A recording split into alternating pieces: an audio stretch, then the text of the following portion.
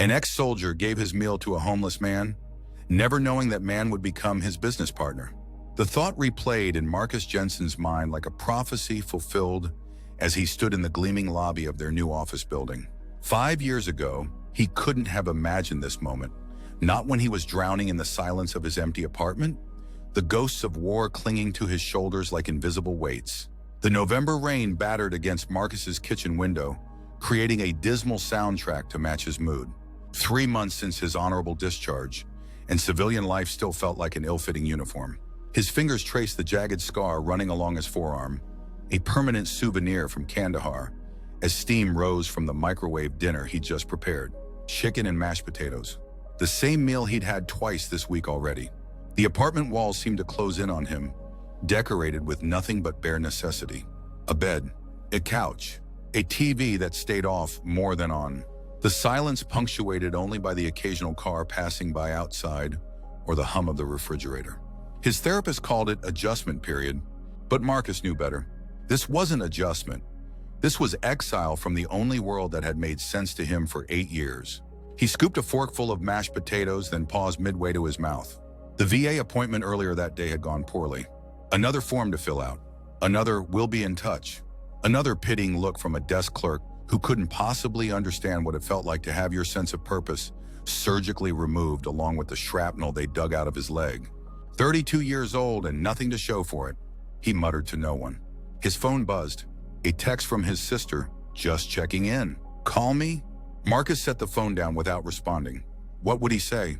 That he'd spent another day sending out resumes to companies that wouldn't call back? That the nightmares had returned, bringing with them the faces of friends he couldn't save? The rain intensified, drumming against the glass like impatient fingers. Something about the sound pulled him to the window. Below, the city streets glistened under streetlights, empty save for a hunched figure taking shelter in the doorway of the closed bakery across the street. Marcus watched the figure, a man it seemed, adjusting a tattered blanket around his shoulders. Something about the precision of the movement struck Marcus as familiar. Military, maybe. The way the man carefully tucked the corners, maximizing the pitiful protection it offered against the elements. Before Marcus could process what he was doing, he grabbed his jacket and the takeout container. The microwave dinner wasn't much. Hospital food had more flavor, but it was hot, and that counted for something on a night like this. The stairwell echoed with his footsteps as he descended 4 flights rather than wait for the temperamental elevator. His leg ached in protest, the titanium rod in his femur seemingly heavier in the damp weather. Outside, the rain immediately soaked through his jacket. The cold droplets slithered down his neck as he crossed the street, container clutched in his hands like some kind of peace offering.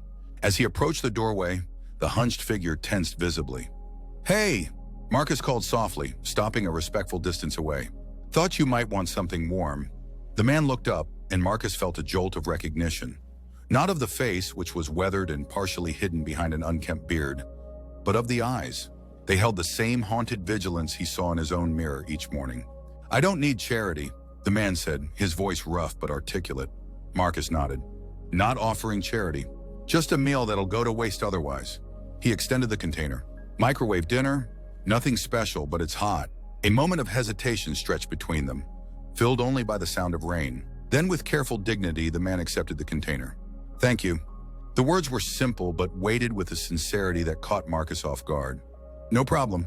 Marcus turned to leave, then paused. "Stay dry if you can." The man nodded, already opening the container. As Marcus walked back toward his building, something lightened in his chest. The first reprieve from the crushing pressure he'd felt since returning home. It was small, insignificant really, but for a brief moment, he'd had purpose again. He'd identified a need and addressed it. Simple, clean, effective. He slept without nightmares that night. The next morning dawned gray but dry. Marcus's routine remained unchanged. Coffee brewed too strong, a perfunctory scroll through job listings that seemed written in a foreign language. Dynamic team player, self-starter, innovative problem solver, military precision, and the ability to remain functional under extreme pressure never made the list of desired qualifications. He was halfway through his second cup when he remembered the man from the night before. The doorway across the street stood empty now. Marcus felt an unexpected twinge of disappointment, followed by self-reproach. What had he expected? That the man would still be there, waiting to offer profound thanks or life-changing wisdom? "Get it together, Jensen," he muttered, closing his laptop with more force than necessary. The VA appointment that afternoon dragged on, a bureaucratic maze of forms and referrals. By the time Marcus emerged into the early evening air, his patience had worn thin as thread. The crowded bus back to his neighborhood did nothing to improve his mood. Bodies pressed too close, triggering the hypervigilance he'd been working to control. He got off 2 stops early, needing the space, the air. The walk would do his leg good anyway, his physical therapist would say. The November chill had deepened, promising frost by morning. Marcus pulled his jacket tighter, head down against the wind, when a voice stopped him. "Meal guy." Marcus turned to find the man from the previous night, standing by a bench outside the public library. He looked marginally less weathered in daylight, though his clothes remained the same. Worn jeans, layers of faded shirts under a military surplus jacket that had seen better decades. "That's me," Marcus replied, uncertain how to proceed. "How was the chicken?" "Bland as hell," the man said, the corner of his mouth twitching upward. "But warm." "I appreciate it." Marcus nodded, preparing to continue his walk home, when the man spoke again. "Name's Daniel." "Daniel Reeves." "Marcus Jensen." Daniel gestured to the empty space beside him on the bench. "Got a minute? I'd like to repay the favor." Curiosity won out over caution. Marcus sat, maintaining a careful distance. "Not necessary. It was just a microwave dinner. Maybe to you." Daniel reached into his worn backpack and pulled out a small, carefully wrapped package. "Best I can do for now." Marcus accepted the package, unwrapping it to find half a sandwich, neatly cut and protected by plastic wrap. The gesture struck him as absurdly touching. This man who clearly had so little, offering what he could. "Library gives out lunches sometimes," Daniel explained, noticing Marcus's hesitation. "I saved it. Clean hands, I promise," he added with a hint of wry humor. Marcus took a bite, not from hunger, but from the understanding that refusing would be a greater insult than any potential health concern. "Thanks." They sat in silence for a moment, 2 strangers connected by the simplest of exchanges. Marcus noticed details he'd missed the night before. The way Daniel's hands showed calluses of someone accustomed to work, the military precision in his posture despite his circumstances. "You serve?" Marcus finally asked, though he already knew the answer. Daniel's expression tightened almost imperceptibly. "Army, come out 12 years. You?" "Marines, 8 years. Got out 3 months ago." Another silence, this one filled with unspoken understanding. No need to ask why they weren't still in, or what had happened after. Those conversations required more trust, more time. "Adjusting okay?" Daniel asked, his tone carefully neutral. Marcus considered lying, offering the standard fine that he gave his family. Instead, he found himself answering honestly. "Not really."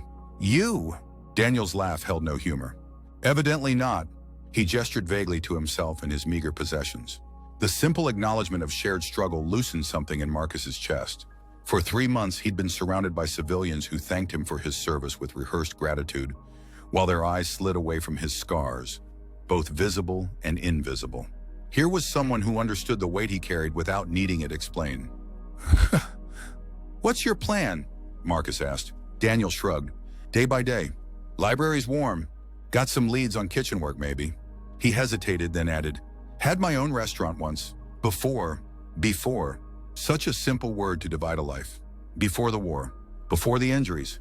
Before whatever series of events had led Daniel from restaurant owner to this bench. "You cook?" Marcus asked. "Used to be pretty good at it." Pride flickered briefly across Daniel's weathered features. "Culinary school and everything, before I enlisted." The conversation shifted then, away from their shared military past to Daniel's culinary training. As he described a particularly complex sauce preparation, his hands moved with the same precision Marcus had observed the night before, miming the whisking motion. His eyes brightened, his voice growing more animated. For the first time since his discharge, Marcus found himself fully engaged in a conversation, asking questions about techniques and ingredients he'd never considered before. Daniel answered each question with growing enthusiasm, occasionally stopping to apologize for talking too much. "Don't apologize," Marcus said. "It's interesting." The library lights flickered, a 5-minute warning before closing. "You staying somewhere tonight?" Marcus asked, the question awkward on his tongue. Daniel's expression closed again. "I'll manage. There's a shelter on 8th. "I know the shelters." Daniel cut him off, then softened his tone. "Thanks, but I'm okay. Got my spots." Marcus nodded, understanding the pride that prevented further discussion. He stood, his legs stiff from sitting too long. Maybe I'll see you around. Maybe. Daniel gathered his backpack with careful efficiency. Thanks for the company, Marcus. They parted ways at the library steps. Marcus turning toward his apartment, Daniel heading in the opposite direction. As Marcus walked, he realized his persistent headache had eased during their conversation. The constant tension in his shoulders had loosened, if only temporarily. That night, as he heated another microwave meal, Marcus found himself wondering what Daniel would say about the sad excuse for beef stroganoff. The thought almost made him smile. Not a week passed before Marcus saw Daniel again. The weather had turned vicious, temperatures dropping below freezing overnight. Marcus had looked for him during his daily walks, a new addition to his routine that his therapist had encouraged, checking the library and nearby parks without success. On Friday, with sleet threatening, Marcus spotted a familiar figure huddled at a table in the back corner of the public library. Daniel looked worse than before, his face pale except for a worrying flush across his cheekbones. He was bent over a book, but his eyes weren't moving across the page. Marcus approached slowly, giving Daniel time to notice him. Hey. Daniel looked up, recognition dawning slowly. Meal guy. His voice sounded rough, congested. You okay? Marcus asked, knowing the answer. Just a cold. Daniel straightened, suppressing a cough. Libraries are germ factories. Marcus sat across from him, taking in the signs his military training had taught him to recognize. The shallow breathing, the slight tremor in Daniel's hands, the unfocused gaze. This wasn't just a cold. When did you last eat? Marcus asked. Daniel's hesitation was answer enough. Come on, Marcus said, standing. My place is 4 blocks away. Hot shower, real food.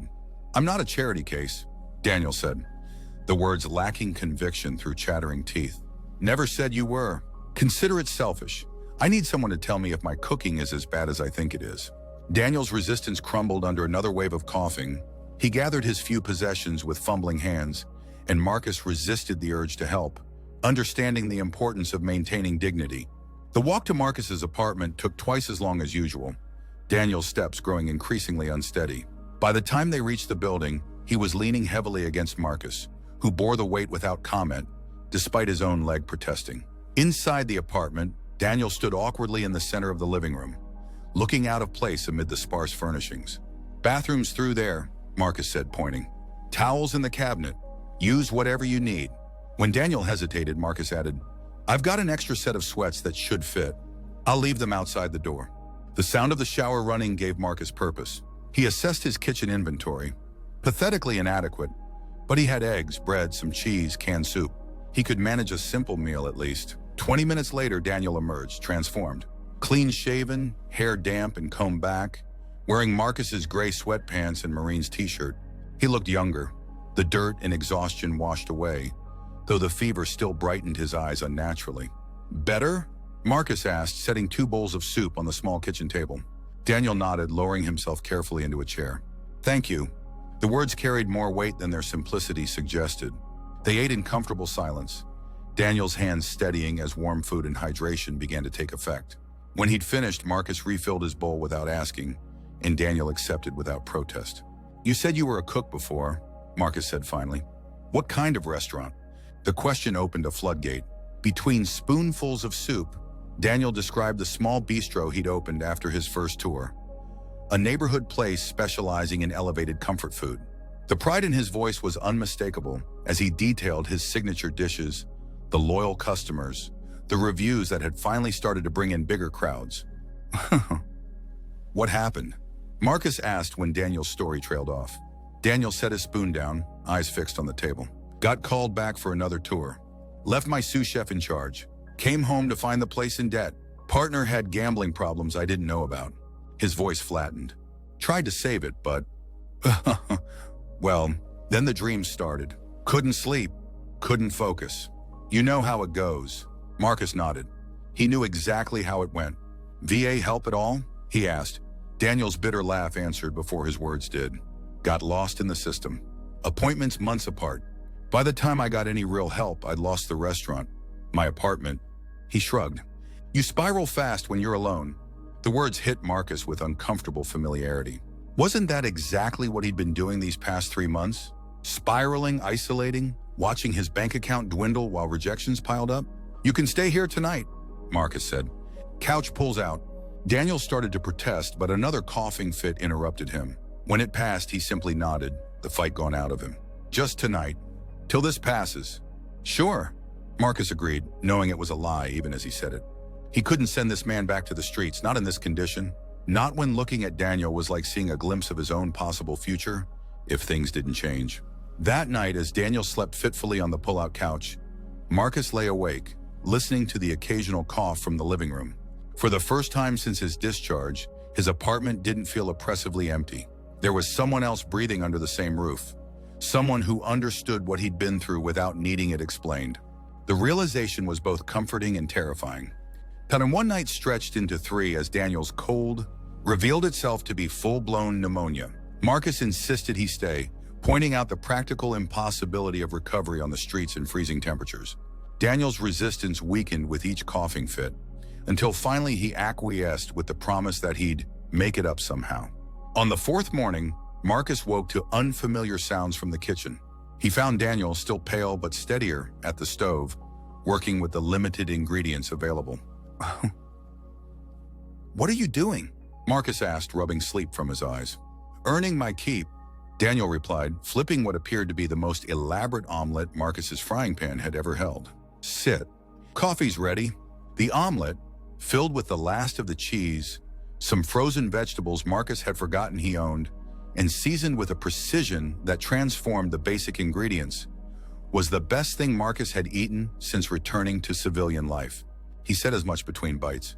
Daniel shrugged, but the pleased expression belied his modesty. "Could do better with real ingredients.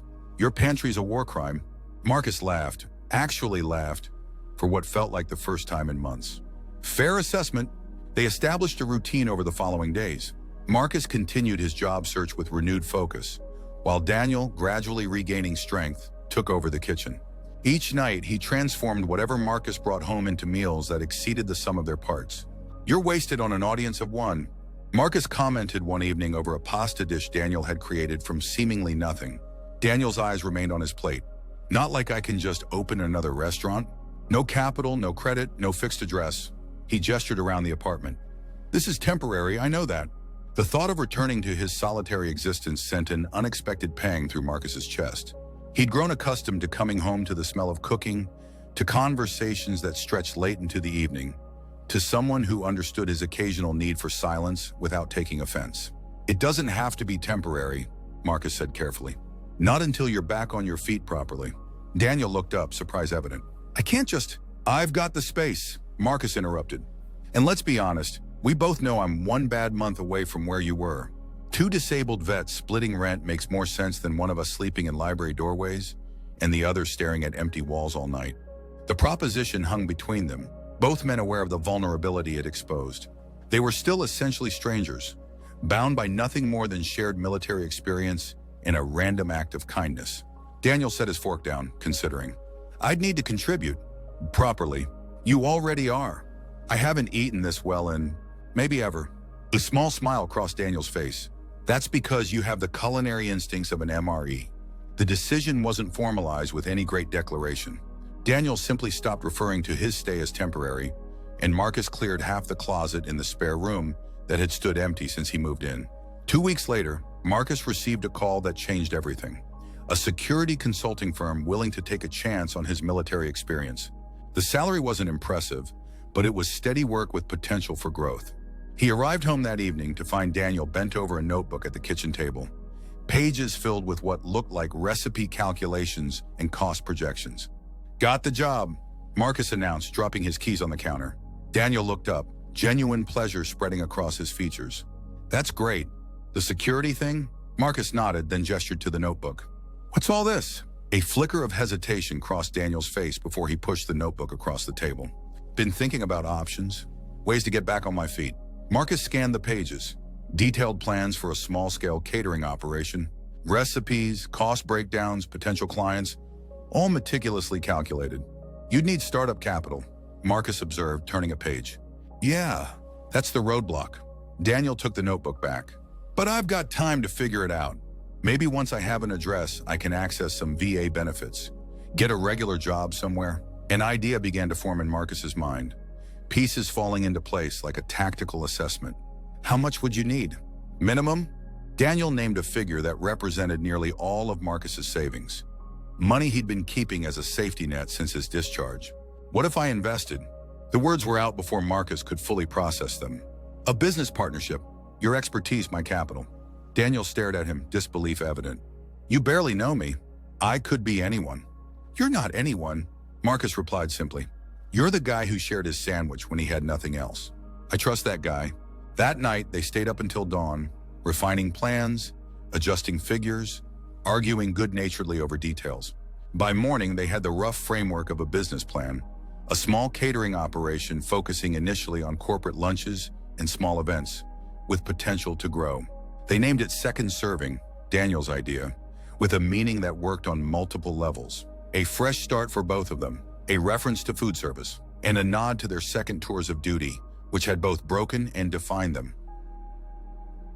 The first months were harder than either had anticipated.